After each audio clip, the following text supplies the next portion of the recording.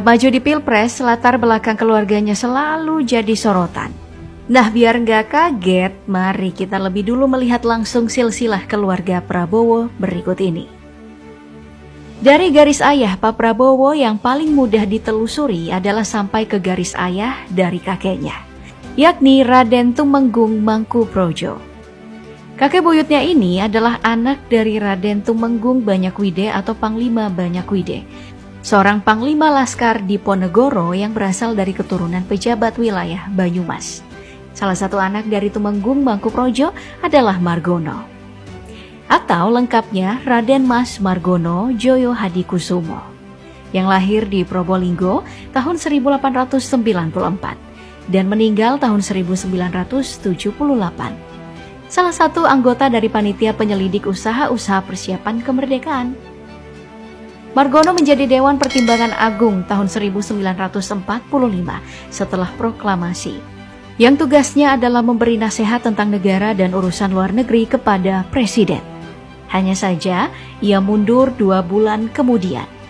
Setelah itu, ia mendirikan Bank Negara Indonesia yang diresmikan tahun 1946 dan menjadi direktur pertamanya. Setelah kolonial cabut, Margono diangkat menjadi anggota Dewan Perwakilan Rakyat sementara. Bisa dibilang, Margono ini dekat dengan Soekarno. Istri Margono alias Nenek Prabowo bernama Raden Nganten Suratmi Siswodiharjo. Raden Wirawijaya III, keturunan dari Raden Wirawijoyo II, bangsawan Mataram yang ikut berperang di pihak Diponegoro. Yang jika ditarik ke atas beregenerasi, maka ujungnya adalah Brajumi Nartani, yang konon merupakan putri Ki Ageng Pemanahan, pendiri dinasti Mataram Islam. Dari sinilah banyak yang mengatakan Prabowo memiliki garis keturunan dari Sunan Giri. Mendiang Ketua Umum Partai Gerindra Prof. Dr. Soehardi juga pernah mengatakan bahwa Prabowo masih keturunan dari Sri Sultan Hamengkubuwono II. Margono memiliki 3 anak. 2 di antaranya meninggal saat terjadi Perang Lengkong tahun 1946 bernama Subianto dan Sujono. Yang masih hidup adalah anak sulungnya bernama Sumitro Joyo Hadikusumo. Lahir di Kebumen tahun 1917, Sumitro selalu bersanding dengan ayahnya di dunia politik.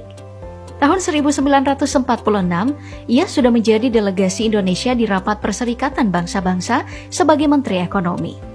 Sumitro memang seorang ekonom terkenal.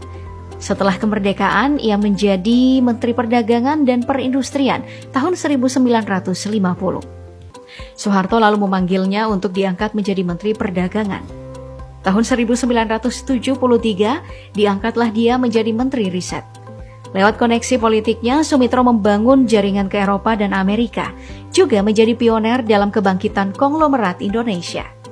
Orang-orang menyebutnya oportunis, tapi ia sendiri mengaku sebagai pragmatis. Sementara pakar menyebutkan bapak ekonomi modern. Kakek dari garis ibunya bernama Philip F.L. Sigar, seorang pejabat dari Manado pada era Hindia Belanda.